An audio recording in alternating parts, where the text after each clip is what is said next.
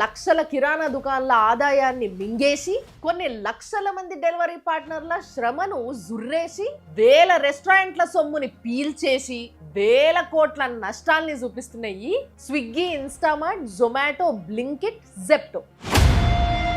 Swiggy, Instamart ఏమో 1000 కోట్ల నష్టం చూపిస్తుంది, జెప్టోనేమో 1250 కోట్ల నష్టం చూపిస్తుంది, జొమాటో, బ్లింకిట్ ఏమో 110 కోట్ల నష్టం చూపిస్తుంది.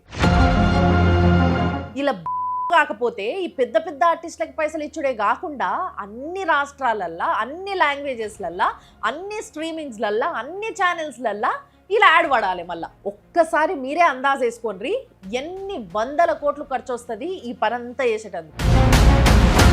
మరి వాడు లాసు, వీడు లాసు, వాడు లాసు, మనము లాసు. మరి ఇంకా ఇదేం దిక్కుమాలిన వ్యవస్థ, ఇదేం దిక్కుమాలిన బిజినెస్. మరి ఇంతమంది కలిసి నష్టపోతున్న వేల కోట్ల పైసలు ఎవరి జోబులకు పోతున్నాయి?